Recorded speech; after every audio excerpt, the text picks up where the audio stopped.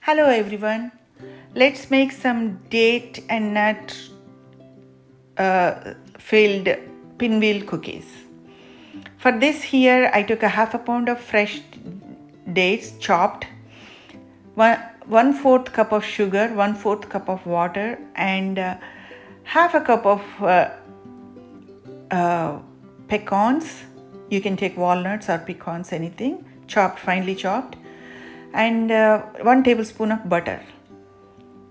This is for the filling, date filling. And for the cookie dough, you need 1 stick of butter, which is a half a cup, and half a cup of white sugar, half a cup of brown sugar, and 2 eggs, half a teaspoon of vanilla, half a teaspoon of baking powder, 2 cups of flour, all-purpose flour, 1/4 teaspoon of baking soda, 1/4 teaspoon of cinnamon, 1/4 teaspoon of salt, 1/4 teaspoon of nutmeg. Actually, 1/8 teaspoon of nutmeg. You can add 1/8 teaspoon of clove powder also, but I didn't take it here. So we need to separate the dry ingredients with the wet ingredients. Now take the sugar, butter into the bowl and add the white sugar first and beat very well until it becomes mixed up very well. This whisking is very important here. You need to add one item at a time and whisk them very well. Now I added the brown sugar and whisked it very well. And then I added the eggs. Eggs you can beat outside and also whisk them here, add them here, or you can add directly and whisk them, as long as you make sure it mixes very well. Now whisk for a while and add vanilla also in there and whisk it until it gets a little fluffy and mixed very well.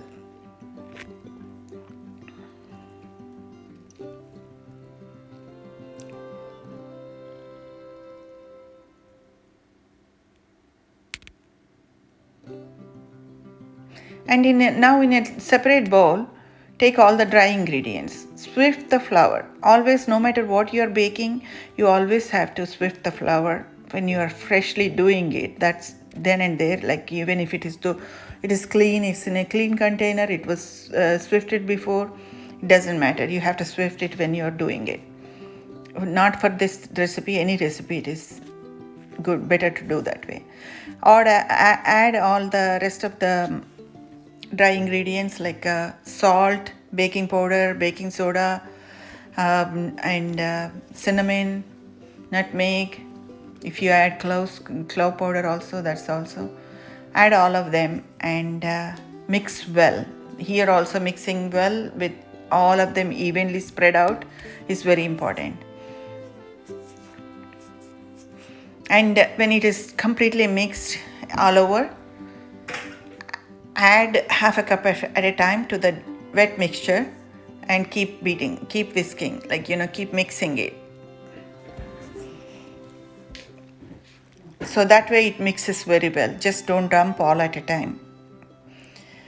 So once you mix everything, it becomes like a hard dough kind of thing, like a bread dough. It is a little harder than bread dough. Cookie dough is the same consistency as a cookie dough. Then you make that whole dough into 2 parts. We don't need all in one big ball. We need to separate them right now because once it gets harder, it's hard to separate them. So I made into 2 parts, exactly even 2 parts, and wrapped them in a saran wrap and refrigerated them. These need to refrigerate 20 minutes to half an hour until they are cool and little harder. Don't leave it too long. They get too hard.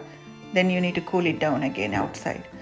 So in another pan, on a stout up pan, take the dates.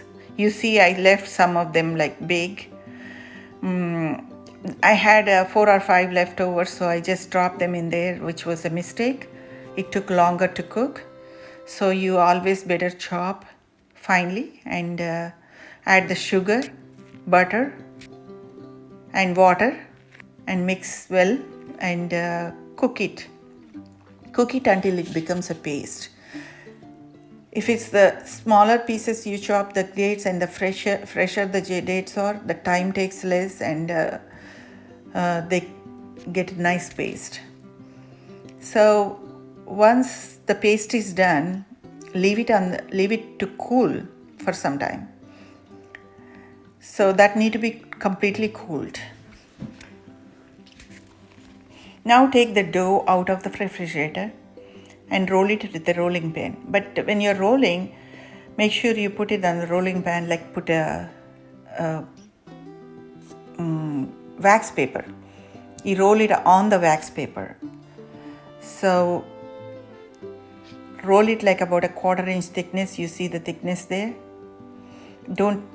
It shouldn't be very, very thin. It is hard to roll. Then roll it back into the wheel. So now spread half of the date filling inside. The rest of the half we leave it for we have 2 pieces of dough, so we need it for the other one. And fold it like that. When you're folding it like that, don't take the wax paper with it. Just fold the cookie dough, and at the end, make sure the edges are closed properly, on the sides also, like so the cookie filling don't show outside. And close the edges and roll it back in the wax paper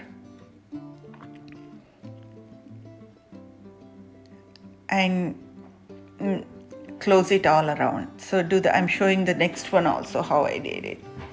So slowly lift from one edge. You can lift the wax paper so the dough lifts up, then you roll it from there. Leave the wax paper, don't roll the wax paper with it. So just roll it into it looks like a cylindrical shape, like a rolling pin. And close it. I showed you just now how I close the edges and roll it cover it with the wax paper and refrigerate it overnight.